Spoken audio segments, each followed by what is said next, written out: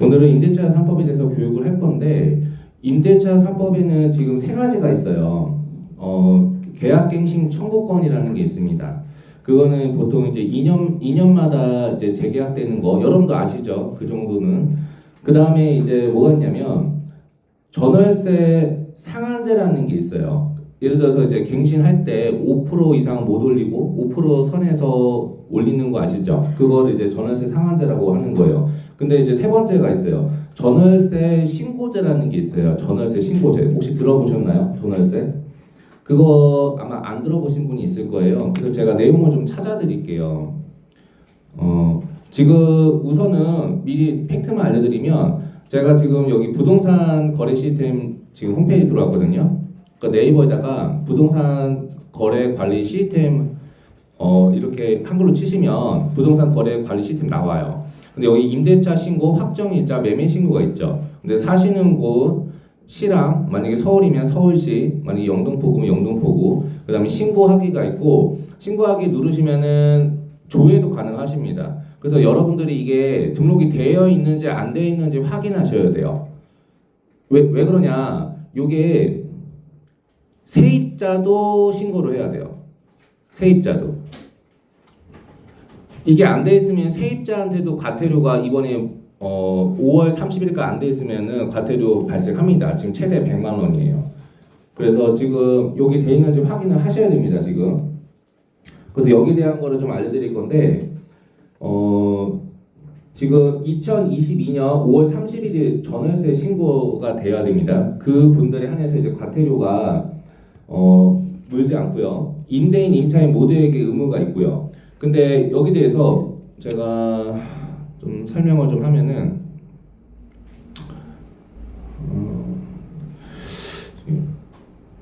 페이지를 잠시만요.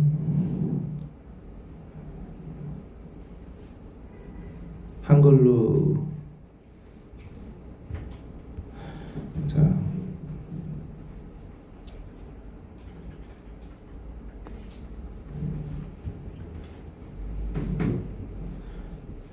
근데 그 기준이 좀 있어요. 기준이 뭐가 있냐면 신고를 할 때 해도 되는 분이 있고 안 되는 분도 있어요. 그래서 그거 좀 알려드릴게요. 보증금이 있죠. 보증금. 보증금이 6천만 원 초과하는 분들이 있어요. 6천만 원 초과 신고하셔야 돼요. 그 다음에 그 월세 있죠. 월세가 30만 원 초과하시는 분들 신고하셔야 돼요.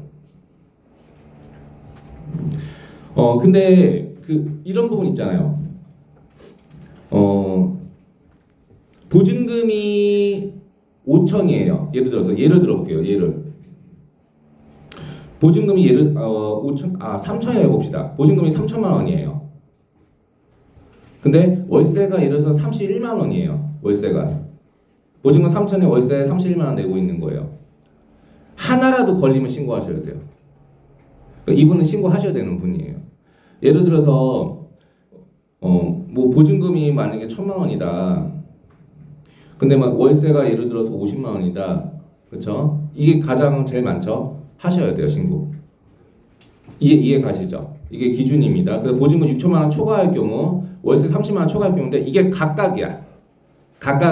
둘 중에 하나라도 걸리면 신고하셔야 되고, 예를 들어서 근데 이제 동일 금액으로 재계약할 때 있죠.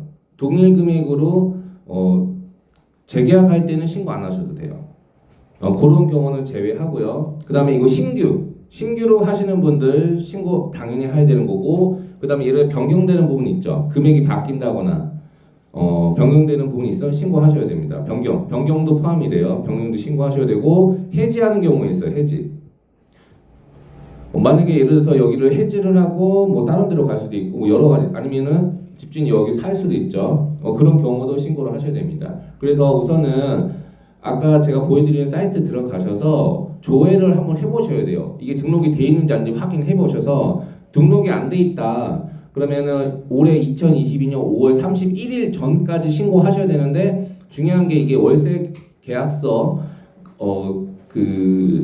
저거 하셔야 돼요. 스캔 파일도 필요하고요. 그러니까 입력해야 될 사항이 많으니까 당일에 하면은 못할 수도 있어요. 미리미리 지금부터 오늘부터 하셔야 됩니다. 그래서 여러분들도 확인해 보시고 그 여러분 고객님도 있잖아요. 집을 가지고 있던 안 가지고 있던 예를 들어서 전세나 월세라도 사시는 분도 있잖아요. 아니면 집을 가지고 있던 모든 분들이 여기 다 해당이 돼요. 이게 제가 네이버에다 검색을 해드릴게요.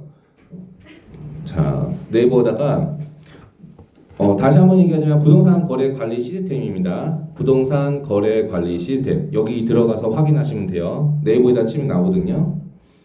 그쵸? 부동산 거래 관리 시스템 여기 치시면 돼요. 근데 자 여기다가 써볼게요. 부동산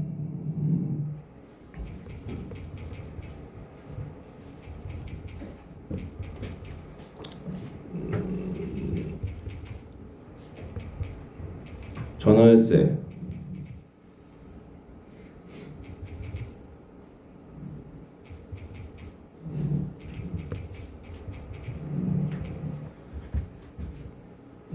여기다가 쳐볼게요 제가. 저걸 쳐볼게요. 이렇게 치는 것보다는 임대차 3법이라 하시면 편하게 나올 것 같아요. 임대차 3법 나 바로 나오죠. 여기 이걸 눌러볼게요. 전월세 신고제, 전월세 상한제, 계약갱신 청구권 이렇게 세 가지가 있어요.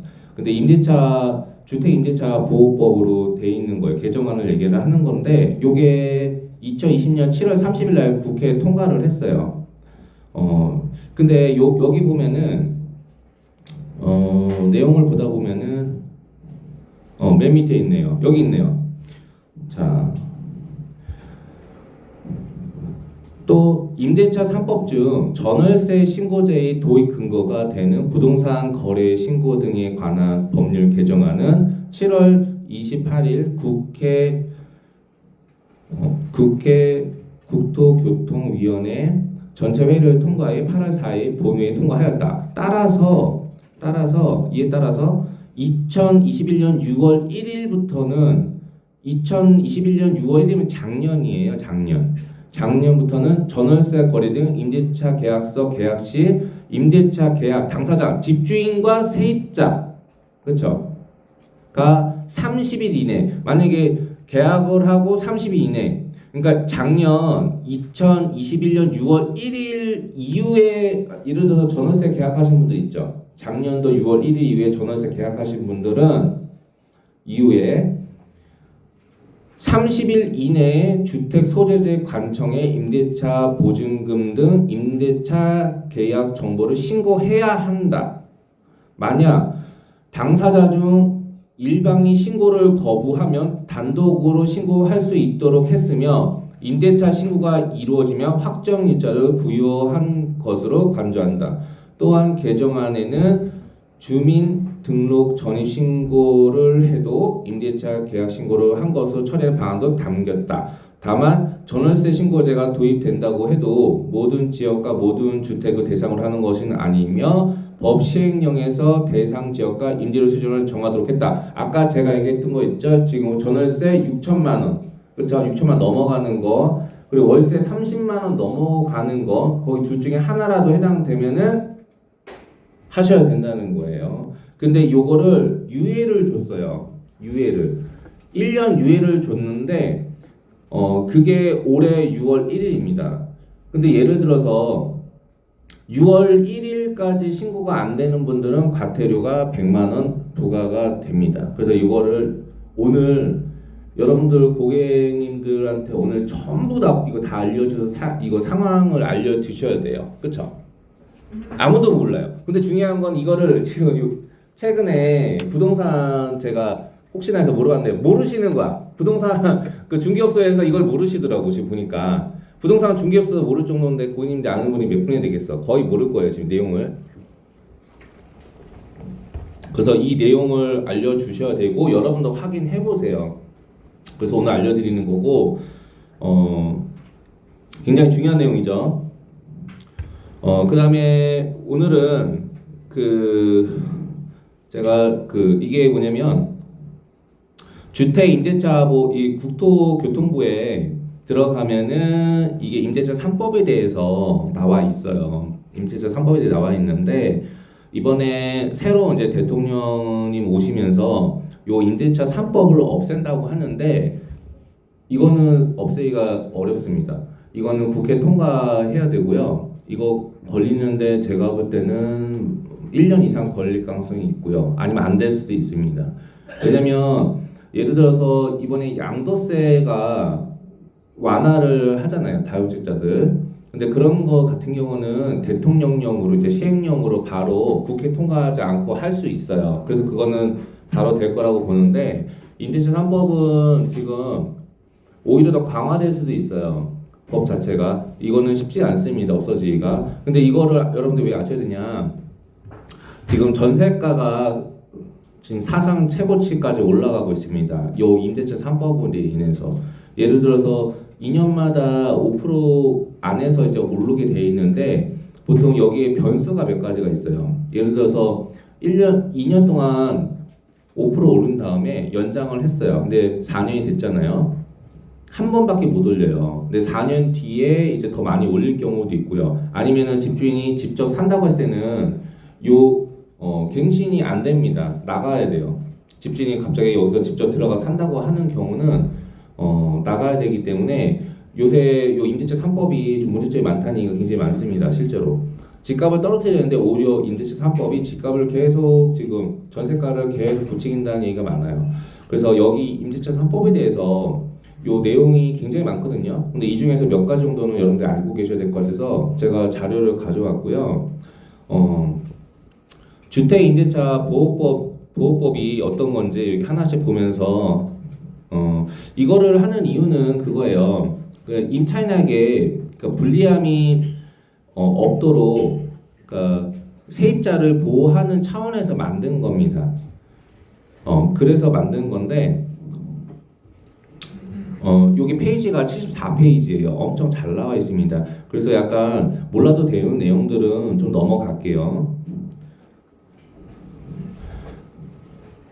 보통 임대차 보호 적용 범위는 다른 거보다도 오피스텔 같은 경우는 임대차 보호법이 적용이 안 돼요. 근데 주거용일 때 주거용 같은 경우는 보호되지만 보통 주거용보다는 보통 상업용이 많죠.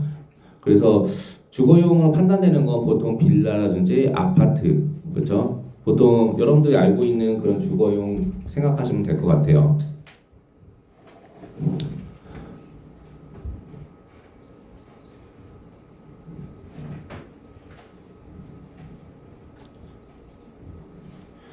빠르게 요게 하나씩 필요한 부분에 대해서만 좀 보도록 할게요.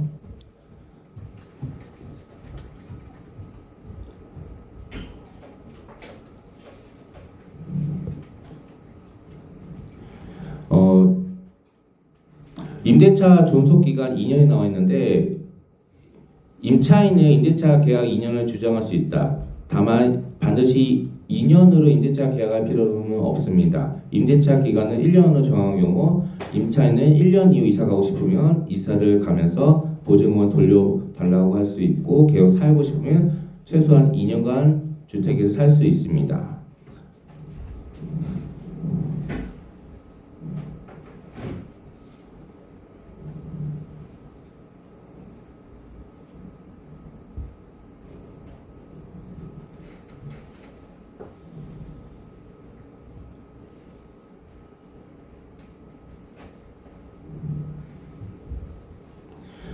요게 더 중요할 것 같네요. 개정이 2020년 7월 31일 날 보통 그 개정이 시행이 됐거든요. 그러니까 이게 가장 중요할 것 같아요.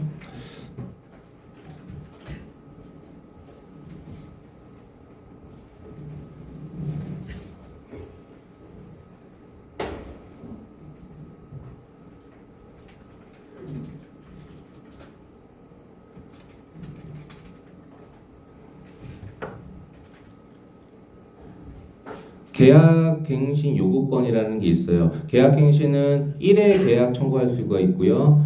임차인이 안심 거주 기간이 2년 더 늘어납니다. 원래 2년 계약했으면 한 번 계약갱신을 청구할 수 있다는 얘기니까 4년까지 살 수가 있다는 얘기죠. 세입자를 얘기를 하는 거예요.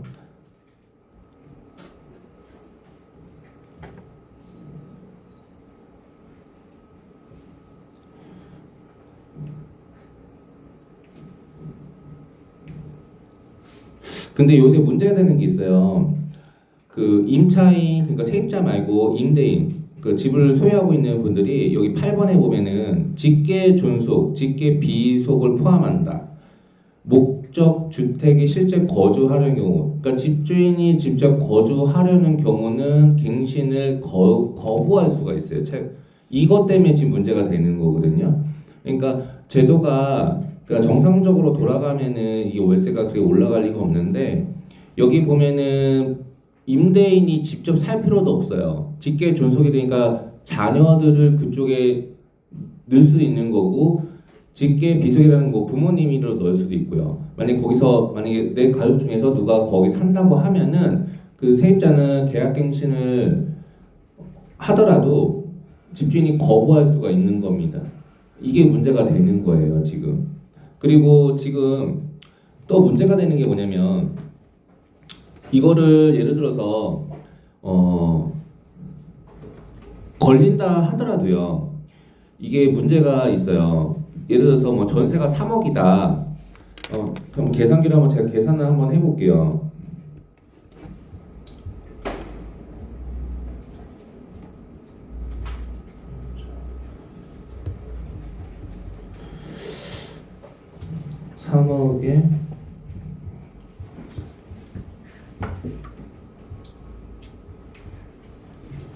보통 이제 이게 보통 3개월이니까 만약에 3억 기준에 해봤자 과태료가 많이 붙어야 이제 300만 원 정도 그 정도밖에 붙지가 않기 때문에 예를 들어서 만약에 집주인이 걸린다 하더라도 예를 들어서 요새 여기 영등포 쪽에 있는 아파트 같은 경우는요 전세가가 5억 정도밖에 안 돼요. 근데 실제 지금 최근에 같은 매물 35평 기준으로 전세가가 요새 9억 정도 하거든요.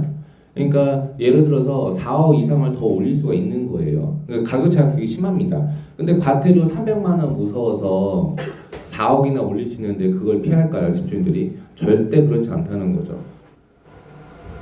세입자가 확인을 하든 안 하든 걸리든 안 걸리든 세금 물어서라도 이걸 내보낼 수가 있는 상황인 거예요. 지금 이 임대차 3법에 대해서 이게 지금 팩트인 거예요. 그러니까 월세는 계속 올라가고 있어요. 매물이 없으니까. 왜냐면 4년 살면서 매물 자체가 없거든요. 사실은 연장이 되면서. 왜냐면 매물이 계속 자연스럽게 나와야 되는데 이게 계속 연장하려고 그러지 어떤 사람이 그거를 지금 전세가 주변 시세가 다 올랐는데 거기서 나와서 다른 곳으로 갈 생각을 하겠어요. 거기다가 집주인들도 어떻게든 지금 내보내가지고 다른 오른 만큼 이제 전세가를 올리려고 계속 하는 와중인 거죠. 그래서 이런 문제 때문에 지금 요게 지금 요새 부작용이 난 거예요. 그 직계 존속이나 직계 비존속 여기를 이제 거주한다는 목적으로 이제 연장을 안 하고 갱신을 못하게 방해하는 요소가 되는 거죠. 요 제도 자체가. 그래서 전월세 상한제를 지금 임대료 여기 보면은 5%로 제한한다고 돼 있잖아요. 5%라고 제한하게 돼 있는데 문제는 핵심 내용은 뭐냐? 예외 조항이 있다는 거죠. 방금 얘기했던 부모님이 산다든지 아니면 내가 직접 들어간다든지 아니면 자식들을 그쪽으로 들어보낼 수 있다든지 이럴 때 갱신 거부를 할 수 있다는 겁니다. 그래서 이런 문제점이 있는 거예요. 그래서 오늘 여기 내용 중에 다른 내용보다는 뭐 이게 내용이 굉장히 많습니다. 근데 지금 얘기한 게 핵심이라고 보시면 되세요. 여기 그 국토통보 들어가면 주택임대차보호 해설집이라고 있어요. 그래서 74페이지까지 굉장히 자세하게 나와 있어요. 그래서 이런 거 정말 궁금하신 그 고객님들이 있으면은 이거를 여러분도 다운받을 수 있거든요. 이 다운받은 자료가 이 PDF 파일로 나와요. 이거 보시면 이게 자료 굉장히 많죠. 굉장히 잘 나와 있습니다. 예로 들어서 굉장히 잘 나와 있는데 여기 나와 있죠. 예를 들어 이런 것도 있어요. 법 시행 당시 이미 한 주택에서 4년 이상 임대 거주 중인데 계약갱신 요건 행사할 수 있냐 물을 수 있잖아요. 행사할 수 있는 거예요. 최대 4년 거주를 보장한 내용이 아니고 1회 한 번 무조건 1회는 무조건 연장할 수가 있는 거예요. 1회 한해요. 기존 계약의 2년 연장할 수 있도록 계약 요구권을 부여합니다. 따라서 연장 계약, 묵시적 갱신 사유로 이미 4년 이상 거주한 경우라 하더라도 현재 임대차 만료 6개월 전부터 1년 전까지 갱신을 요구할 수 있습니다. 만료 6개월 전부터 1개월 안에 무조건 얘기를 하면은 한 번은 갱신할 수가 있는 거예요. 내가 거기서 4년 살았지만 요구할 수 있는 거예요. 2년 더 거주할 수가 있는 겁니다. 한 번은. 이게 잘 모를 수 있잖아요. 근데 이런 내용들이 굉장히 여기 잘 나와 있어요. 그리고 묵시적 갱신도 갱신 요구권 행사로 보는지 이것도 모르시는 분들 굉장히 많거든요. 예를 들어서 그거죠. 2년 살았는데 그냥 자동 연장한 거예요. 부동산 통하지 않고. 보통 계약 기간 지나서 하면 묵시적으로 그냥 연장해서 사는 분들 많죠. 특히 전세 같은 경우는. 근데 그렇지 않습니다. 계약이 묵시적으로 갱신된 경우에는 갱신 요구권 행사로 보지 않습니다. 계약 갱신 요구권 행사는 해당 권리를 행사한다는 명확한 의사 표시를 한 경우에 인정됩니다. 묵시적 갱신은 임대인, 임차인 기존 계약을 종료하거나 조건을 변경한다는 등의 통지를 하지 않은 경우 기존의 임대차와 동일한 조건으로 다시 임대차가 이루어진 것으로 보는 제도입니다. 갱신 요구를 거절할 수 없습니다. 이렇게 나와 있는 거예요. 그렇죠? 이제 이해가 가시죠? 근데 제가 방금 전에 이렇게 얘기했어도 거절할 수 있는 경우가 분명히 있다 그랬죠. 그 중에서 가장 요새 사람들이 많이 쓰는 방법이 직접 들어가서 산다고 할 경우예요. 근데 그게 걸린다 하더라도 벌금이 만약에 전세가 3억일 때 해봤자 얼마 안 됩니다. 지금 그 벌금이 한 300만 원 선밖에 안 되기 때문에 그렇죠? 상황이 그렇습니다. 지금 요새 상황이 그래요. 자, 몇 가지만 좀 읽어볼게요. 그러니까 내용이 상당히 좋네요. 임대인과 임차인이 사전에 계약갱신 요구권을 행사하지 않기로 약정한 경우 이런 분도 있어요. 계약서에다가 계약갱신권 행사하지 않기로 그러니까 처음에 전세 계약할 때 거기 특약사항에다가 이런 걸 써놓는 거예요. 그쵸? 이런 게 효력이 있냐 없냐는 거잖아요. 왜냐면 실제 이런 분들 많아요. 굉장히 많습니다. 근데 여기 내용을 일단 알려드리면 계약갱신 요구권을 행사하지 않기로 하는 사전 약정은 법에 따라 임차인에게 인정되는 권리를 배제하는 임차인에게 불리한 약정이므로 법 제10조에 따라 효력이 없다고 판단됩니다. 그러니까 이 법에 위반된 약정으로서 그러니까 주택임대차보호법 10조에 위반되는 내용이라고 하네요. 그래서 임차인에게 불리한 것은 그 효력이 없다. 써도 이거는 효력이 없다는 걸 얘기를 하는 겁니다. 그리고 임차인이 이것도 되게 생각보다 많아요. 이것도 지금 요 Q9번인데 임차인이 계약 만료 기간에 맞추어 나가기로 하였어요. 그러니까 임차인이 나가기로 한 거예요. 근데 이를 번복하고 그러니까 예를 들어 이런 거죠. 나가기로 했는데 다른 지역 가기로 했는데 예를 들어서 인사 발령이 나기로 했었는데 안 난 거야. 만약 예를 들어서 이사를 가려고 했다가 이제 안 가게 된 거죠. 아니면 예를 들어서 다른 지역 이사 가려고 했는데 전세가가 올라가 버린 거지. 그러니까 너무 비싸니까 여기가 더 싸니까 그냥 살기로 한 거죠. 여러 이유가 있겠죠. 근데 그래서 나가기로 했다가 다시 여기 2년 다시 살아야 되는 거야. 그래서 계약갱신을 한 번 요구하는데 이런 경우 행사할 수 있어요. 행사할 수 있습니다. 이겠죠. 왜냐면 한 번은 무조건 쓸 수가 있는 거예요. 임차인이 계약 만료 기간에 맞춰 나가기로 사전에 합의하였더라도 6개월 전부터 1개월 전 사이에 임대인에게 계약갱신 요구권 행사할 수가 있어요. 그리고 5% 이내에서 증액을 할 수가 있습니다. 전세든 월세든 그렇게 할 수 있고요.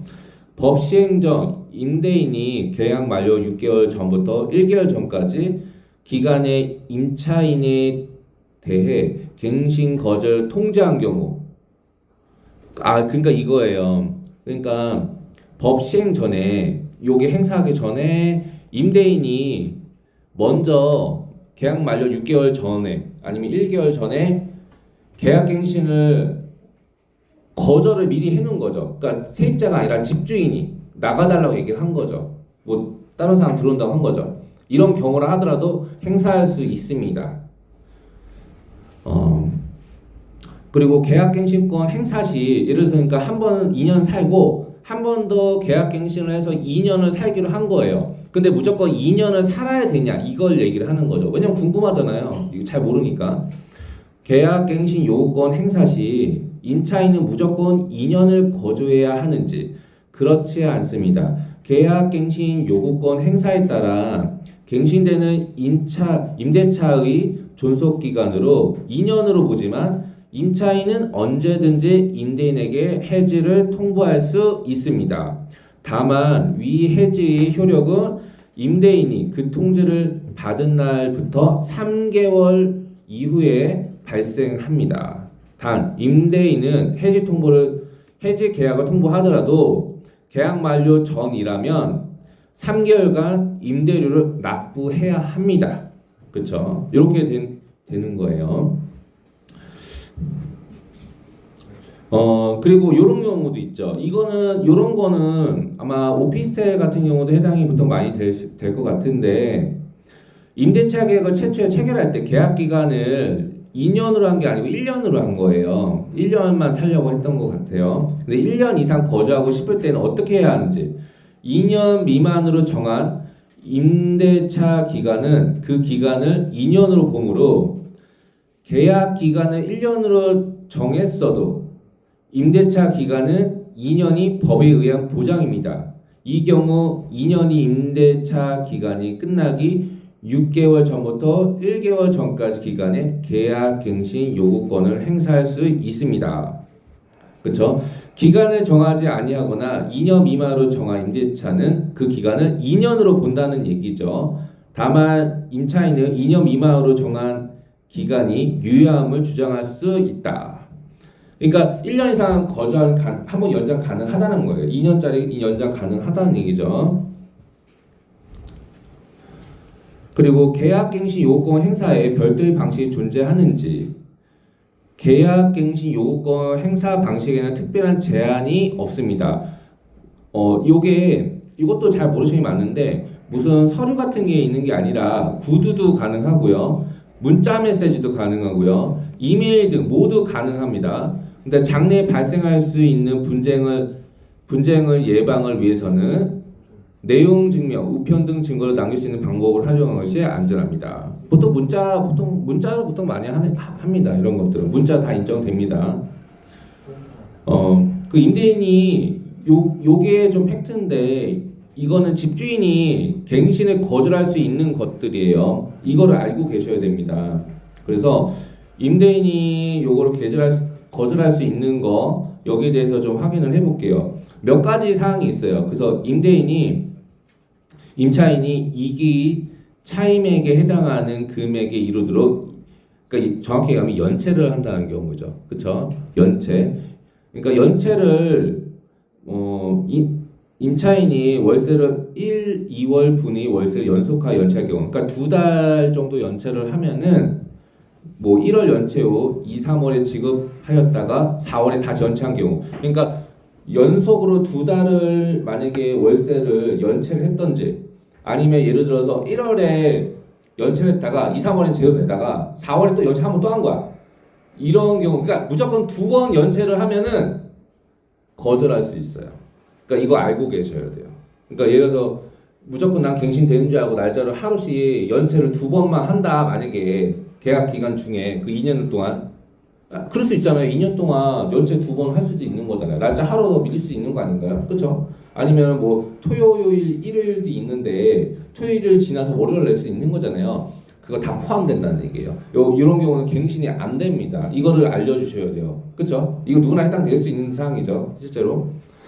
그리고 임차인이 거짓이나 그 밖의 부정한 방법으로 임차한 경우, 이거는 거의 해당 사항이 없을 것 같은데, 그러니까 뭐냐면 이런 경우에요. 그러니까 이름 주인번호로 계약형 경우인데, 그러니까 이렇게 보면 이해가 안 가실 텐데, 이거 예를 제가 정확히 알려드릴게요. 계약이 다른 사람이 한 거야. 근데 여기 안에서 사는 사람은 그 사람이 아닌 거지.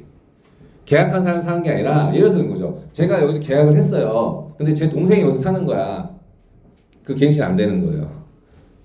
이해가시죠? 그런 경우 얘기하는 겁니다. 그리고 뭐 주택으로 되어 있는 건물인데 주택을 이용 안 하고 예를 들어 뭐 네일샵 같은 걸 연다든지 이런 거 연장 안 된다는 얘기죠. 지금 그런 얘기 같아요. 그리고 서로 합의하여 임대인이 임차인에게 상당한 보상을 제공한 경우, 임대인이 임차인에 상당한 보상을 제공한 경우, 임대인이 임차인에게 소정의 보상, 이사비를 실제 제공한 경우, 단 실제 제공하지 않거나 합의되지 않은 일반적인 보상을 제외. 뭐 이것도 이런 경우 많이 없죠. 이런 경우 이사비를 제공 굳이 하나요? 이런 경우 많이 해당 사항 많이 없을 것 같아요. 이런 경우는. 그리고 임차인이 임대인 동의 없이 목적 주택의 전부 또는 일부를 전대한 경우, 그러니까 임대인 동의 없이 뭐 여기다가 뭐 전전세를 놓던지 뭐 이런 얘기 같아요. 그렇죠? 그리고 임대인이 임차한 주택의 전부 또는 일부를 고의나 중대한 과실로 파손한 경우, 임차 주택의 전부 또는 일부 임대인 동의 없이 무단 뭐 중축, 뭐 개조하거나 파손하거나 뭐 화기 방치 뭐 이런 거, 뭐 주택을 파손하거나 이런 경우는 연장을 안 해준다 이런 얘기죠. 그리고 임차 주택의 전부 또는 일부 멸실, 임차의 목적의 같은 경우 상실. 주택의 전부 일부 멸실 주거기능 상실. 이거는 이렇게 아마 이건 저거인 것 같아요. 제가 봤을 때는 이거는 제 생각에는 재개발 재건축 이 얘기하는 것 같거든요. 지금 재개발 재건축에 대한 연장 안 됩니다. 7호 임대인이 각 목적에 맞춰 사유로 목적 주택의 전부 또는 일부분 철거하거나 재건축하기 위하여 뭐 건물을 포기할 필요성이 있을 때 이런 재개발 재건축 이런 거 안 된다는 거죠. 연장이. 근데 제 지금 아는 게 이 8호예요. 요것만 알고 계시면 될 것 같아요. 임대인의 직속, 존속, 직계, 비속을 포함한 목적 주택, 실제 거주하려고 할 경우, 예를 들어서 할아버지, 할머니, 아니면 자식들이, 아니면 본인이 직접 누구라도 그 중에 한 명이라도 거주할 생각이 있다고 하면은 갱신이 안 됩니다. 나가야 돼요. 이거에 지금 해당이 굉장히 많이 되는 상황입니다. 그리고 임차인이 나가서 갱신이 안 되고 나가서 이거를 확인할 방법이 별로 없어요. 사실은 어떻게 확인할 거예요? 근데 확인을 하더라도 벌금이 그렇게 크지 않기 때문에 요새 지금 상황이 그렇다는 거죠. 그 밖에 구원은 임차인으로서의 의무를 현저하게 위반하거나 임대차를 계속하기 어려운 중대 사유가 있는 경우, 임대인 동의 없이 인테리어를 공사를 한다든지 뭐 이렇게 한다는 그런 얘기는 같아요. 그리고 임대인이 본인 또는 직계 존속 직접 거주를 이유로 갱신을 거주하였으나 목적 주택에 거주하다가 제3자에게 임대를 한 경우, 그러니까 집주인이 갱신을 해야 되는 그 임차인이 갱신을 하려고 했는데 집주인이 직접 살 거라고 나가라고 한 거예요. 그래서 나갔어요. 갱신이 안 됐죠. 그리고 거기 살다가 집주인이 다시 임차를 놓은 거예요. 거기 원래 살기로 했었는데 이런 경우는 갱신 요구가 거절되지 않았다면 계약이 갱신되었을 기간 2년이 지나가기 전에 제3자에게 임대한 경우 원칙적으로 임대인은 종종 임차인이 입은 손해를 배상하여야 한다. 배상하여야 한다고 돼 있어요. 다만 예외적으로 적당한 사유가 존재하는 경우 손해배상 책임을 면할 수도 있을 것이다. 그래서 제3자에게 목적주택 임대 시 손해배상액을 산정, 이걸 보면 되죠. 임대인과 임차인 간 손해배상 예정액, 이거를 잘 모르시는 분들이 많아요.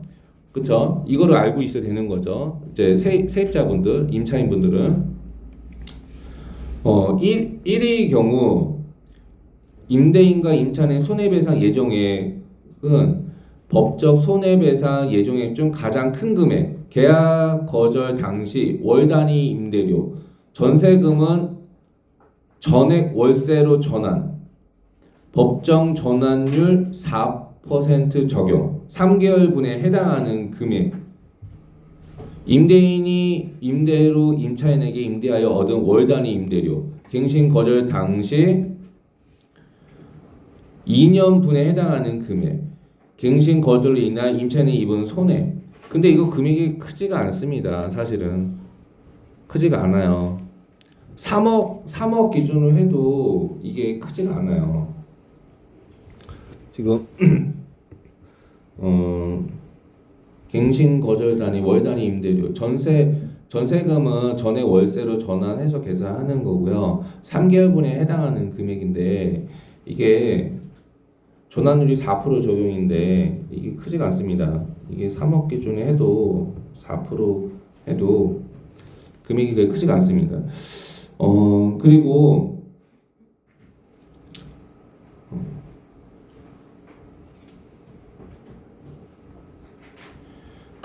거의 지금 제가 얘기한 건 이게 다인 것 같습니다. 이게 지금 오늘 지금 설명한 게 임대차 3법은 거의 대부분 내용이에요.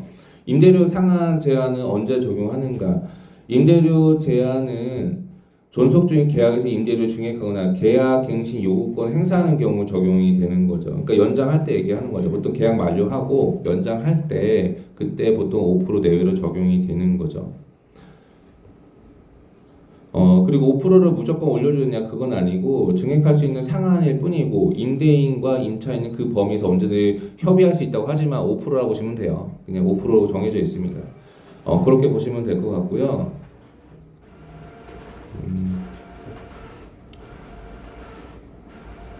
뭐 다른 거는 뭐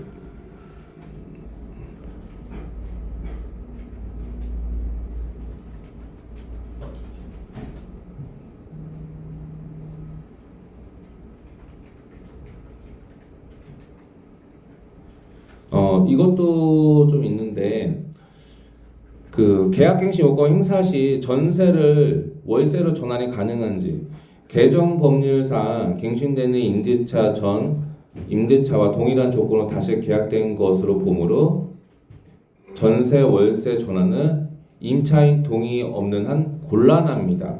다만 동의에 의한 전환하는 경우에는 임대주택법 7조 2에 따른 법정 전환율 규정이 있습니다. 보증금이 전부 또는 일부를 월 단위 차임으로 전환하는 경우에는 그 전환되는 금액의 10% 기준금리 0.5% 플러스 3.5 중 낮은 비율로 한다고 되어 있습니다. 예를 들어서 여기 계약갱신 요건 행사 시 전세를 월세 전환하면 얘가 나와 있어요. 전세가 5억일 때 보증금 3억에 월세 67만 원이 넘을 수 없고요. 보증금 2억에 월세 100만 원을 넘을 수 없다고 예시가 나와 있죠.